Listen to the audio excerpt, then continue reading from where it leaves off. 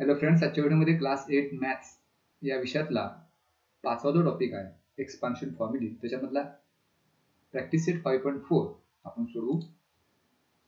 त्यातला पहिला प्रश्न असा, expand 2p + q + 5 bracket square. So here we have the expansion formula a + b + c bracket square. म्हणजे तीन टर्म्स त्यांची ॲडिशन आहे, त्याचा स्क्वेअर जर असेल तर हा एक्सपान्शन फॉर्म्युला आहे, तिथे तो वापरू शकतो. आपण त्या दिलेल्या अल्जेब्रिक एक्सप्रेशनचं एक्सपान्शन करू शकतो. So the formula is a² + b² + c², म्हणजे त्या ज्या तीन टर्म्स आहेत त्यांचे स्क्वेअर घ्यायचे, plus 2 × ab, that is product of a and b, plus 2 × bc and 2 × ac. So this is the formula. We have to remember it and we have to use to expand this algebraic expression.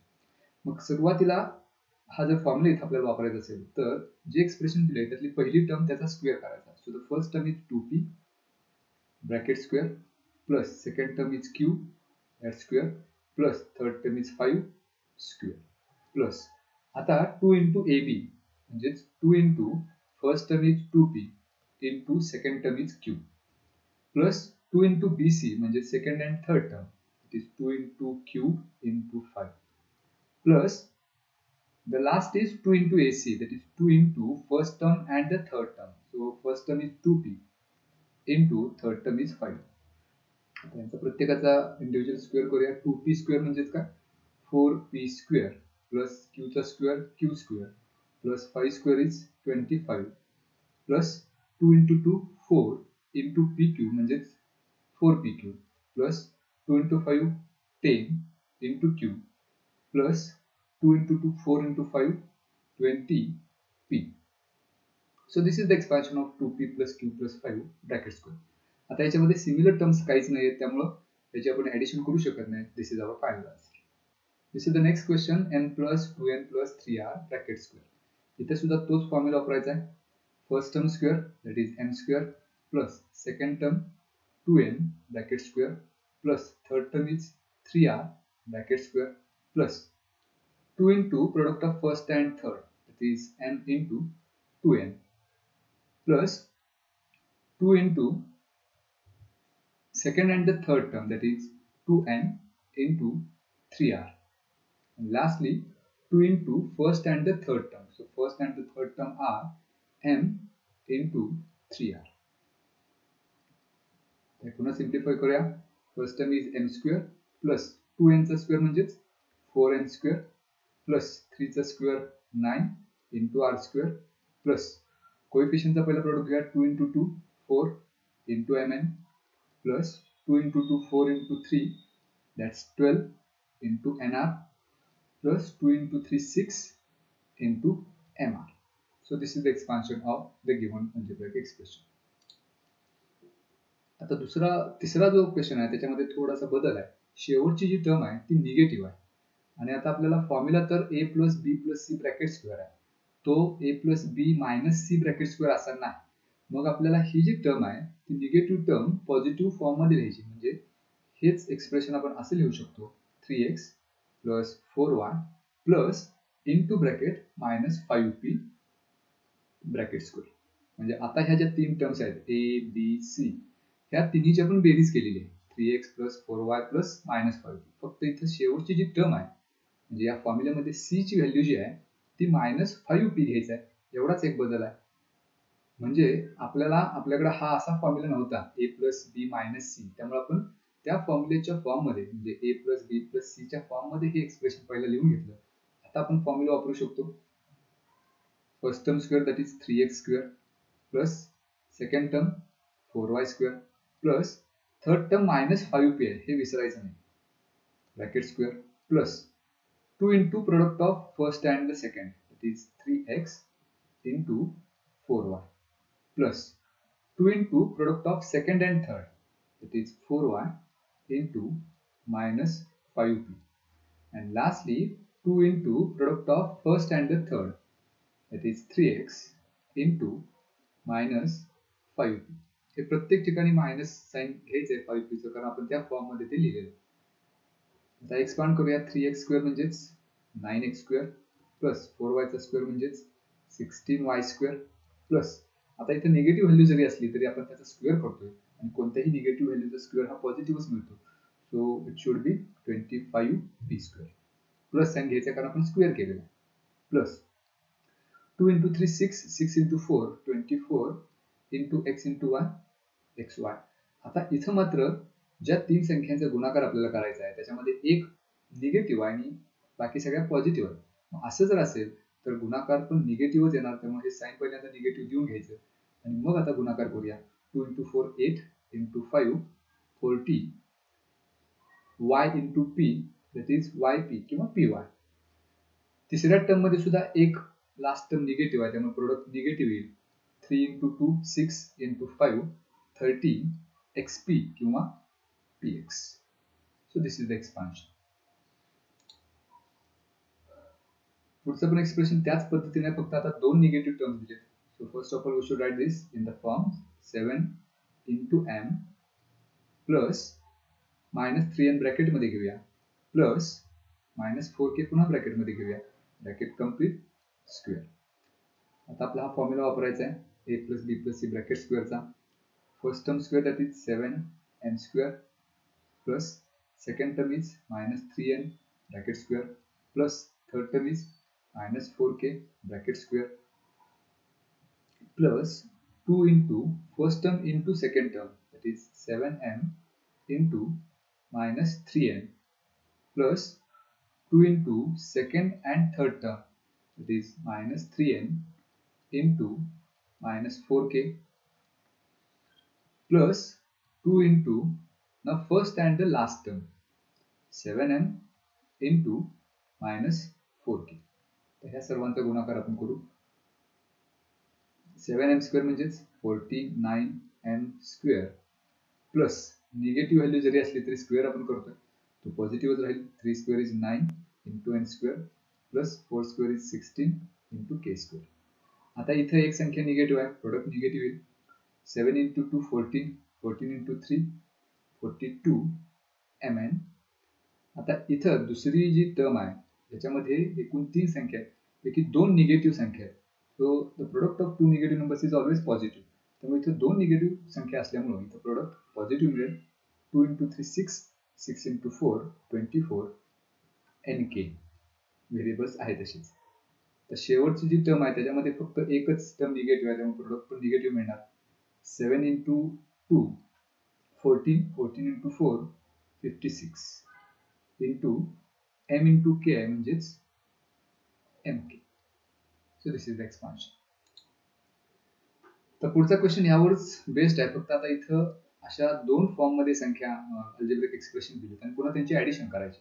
म्हणजे आपल्याला ह्या दोघांचं वेगवेगळे expansion लिहावं लागेल आणि मग त्यांचं ऍडिशन करावं लागेल. सर्वात आधी हे जे पहिलं ब्रॅकेट आहे x plus minus 2y plus 3 या फॉर्म मध्ये पहिल्यांदा लिहून घ्यावं लागेल ते a plus b plus c च्या, कारण इथे एक टर्म निगेटिव्ह आहे ती ब्रॅकेट मध्ये घेतली. प्लस सेकंड टर्म मध्ये सुद्धा एक टर्म निगेटिव्ह आहे मग ते सुद्धा या फॉर्म मध्ये लिहून घेऊया. x plus 2y plus bracket मध्ये मायनस 3 मोठा ब्रॅकेट कंप्लीट दॅट्स स्क्वेअर. आता इथे एक्सपान्शन फॉर्म्युला वापरू शकतो.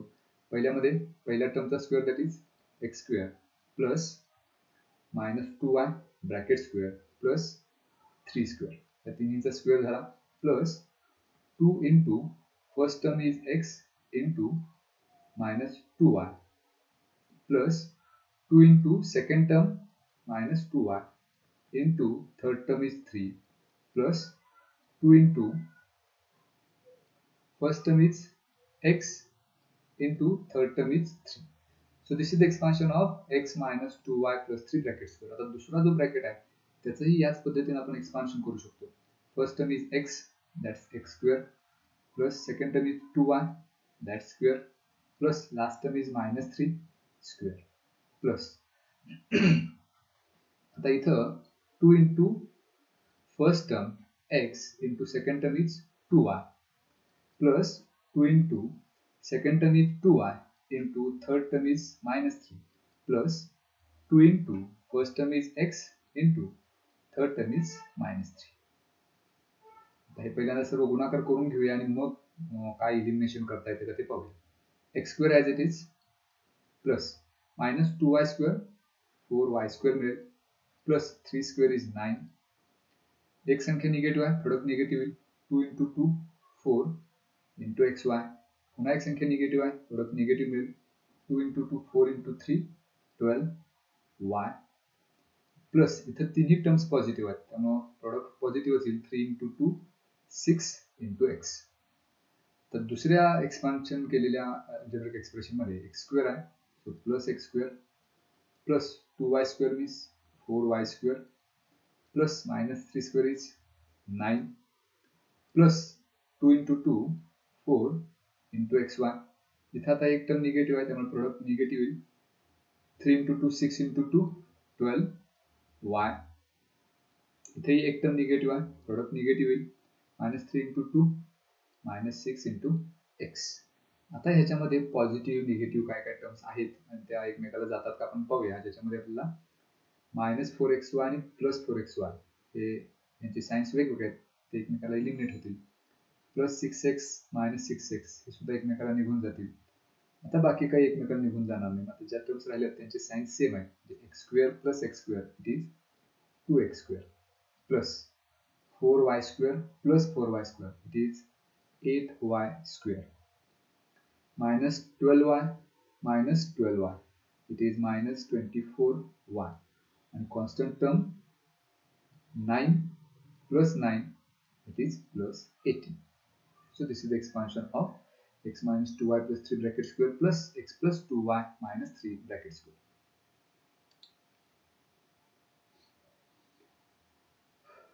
आणखी उदाहरण आहे त्याच पद्धतीने. पहिल्यांदा ते आपण प्रॉपर फॉर्म मध्ये लिहूया. पहिल्यांदा 3k प्लस -4r आहे ते ब्रॅकेट मध्ये लिहूया plus -2m bracket square minus into bracket 3k plus 4r plus -2m bracket square. तर इथं a plus b plus c bracket square formula वापरायचा आहे. First term square it is 3k square plus second term is -4r square plus -2m square plus 2 into first term into second term, that is 3k into -4r plus 2 into second term into third term, it is -4r into -2m, and lastly 2 into first term, that is 3k into last term -2m. So this is the expansion of first bracket. Similarly we can have the expansion of the second bracket. So इथे negative sign आहे, त्यामुळे negative sign आल्यामुळे पुढच्या सगळ्या terms आपल्याला bracket मध्ये घ्यायच्या. So we have to write the expansion of this one into the bracket. इथे a plus b plus c bracket square हा फॉर्म्युला वापरायचा आहे. पहिली टर्म आहे 3k that square plus 4r square plus -2m square plus आता product 2 into first term is 3k into second term 4r plus 2 into second term 4r into third term -2m plus 2 into first term 3k into last term -2m. तर हे झालं expansion दुसऱ्या ब्रॅकेटचं. 3k चा square 9k square मिळेल plus -4r चा square 16r square plus -2m चा square 4m square. एक संख्या आता इथे निगेटिव्ह आहे, त्यामुळे प्रोडक्ट निगेटिव्ह येईल. 2 into 3 6 6 into 4 24 k into r kr. तर ह्या दुसऱ्या प्रोडक्ट मध्ये दोन संख्या निगेटिव्ह आहेत, त्यामुळे प्रोडक्ट पॉझिटिव्ह मिळणार आहे, कारण दोन निगेटिव्ह संख्यांचा प्रोडक्ट पॉझिटिव्ह मिळतो. 4 into 2 8 8 into 2 16 r into m that is rm. तर तिसऱ्या प्रोडक्ट मध्ये पुन्हा एकदा एक संख्या निगेटिव्ह आहे, त्यामुळे प्रोडक्ट पण निगेटिव्ह मिळणार. 3 into 2 6 6 into 2 12 km minus into bracket. हे चौकडी ब्रॅकेट मध्ये जे आपण टर्म सगळे लिहिलेले आहेत त्याचं सिम्प्लिफिकेशन करूया. 3k स्क्वेअर आहे, त्याचा स्क्वेअर मिळेल 9k square plus 4r square म्हणजे 16r square plus -2m square 4m square मिळेल. तर हा जो प्रोडक्ट आहे याच्यात तिन्ही टर्म्स पॉझिटिव्ह आहेत, त्यामुळं प्रोडक्ट पॉझिटिव्हच येईल. 3 into 2 6 into 4 24 KR. दुसऱ्यामध्ये एक निगेटिव्ह टर्म आहे, प्रोडक्ट निगेटिव्ह येईल. 4 2 8 8 2 16 RM. तिसऱ्यामध्ये पण एक टर्म निगेटिव्ह आहे, प्रोडक्ट निगेटिव्ह मिळेल. 3 into 2 6 into 2 12 KM. Bracket complete. तर हे सोडवायला पहिल्यांदा पहिलं जे एक्सप्रेशन आहे ते आहे तसे लिहूया. 9k square plus 16r square plus 4m square minus 24kr plus 16rm minus 12km. आणि आता हे ब्रॅकेट जे ते आपण सोडून घेऊया, म्हणजे ब्रॅकेटच्या बाहेर निगेटिव्ह व्हॅल्यू आहे. जर ब्रॅकेट आपण काढून टाकलं तर ब्रॅकेट मधल्या प्रत्येक टर्मचं साइन आपल्याला बदलावं लागेल. म्हणजे प्लस 9k स्क्वेअर चे होतील minus 9k square, plus 16r square चे होतील minus 16r square, plus 4m square चे होतील minus 4m square, plus 24kr चे होतील मायनस 24kr, मायनस 16rm चे होतील प्लस 16rm, आणि मायनस 12km चे होतील प्लस 12km. आता ह्याच्यामध्ये आपण बघू शकतो की टर्म्स ज्या सारखे आहेत आणि साइन्स वेगवेगळे आहेत ते आपण एकमेकांना इलिमिनेट करूया. म्हणजे इथं 9k स्क्वेअर पॉझिटिव्ह आहे, मायनस 9 स्क्वेअर निगेटिव्ह आहे. 16r स्क्वेअरला मायनस 16r स्क्वेअर निघून जाईल, 4m स्क्वेअरला मायनस 4m स्क्वेअर निघून जाईल. त्यानंतर मायनस 12km ला प्लस 12km निघून जाईल. आता ज्या सगळ्या टर्म्स राहिलेल्या आहेत म्हणजे मायनस 24kr मायनस 24kr त्यांची साइन सेम आहे, त्यामुळे आपल्याला त्यांची ऍडिशन करावं लागेल, ते एकमेकाला जाणार नाही. So minus 24kr minus 24kr it is minus 48kr. आणि शेवटची टर्म राहिली plus 16rm plus 16rm. So 16 plus 16 32rm. So this is the final answer. त्याच्या आधीचा जो प्रॉब्लेम होता त्याच पद्धतीने हा प्रॉब्लेम आहे. 7a minus 6b plus 5c plus 7a plus 6b minus 5c. फक्त मध्ये इथं ऍडिशन आहे, हे जास्त सोपं आहे कारण इथे ऍडिशन करताना आपल्याला कुठलाही ब्रॅकेट ठेवावं लागत नाही. जर आपण सबट्रॅक्शन करत असू जसं मागच्या उदाहरणामध्ये आपण केलं तर मात्र दुसरी जी टर्म आहे ती आपल्याला ब्रॅकेटमध्ये घ्यावी लागते. पण या क्वेश्चन मध्ये आपल्याला ऍडिशन करायचं आहे. So just expand this according to the formula, expand second bracket according to the formula and just add them, आपल्याला उत्तर मिळेल. हे तुम्ही उदाहरण सोडवा.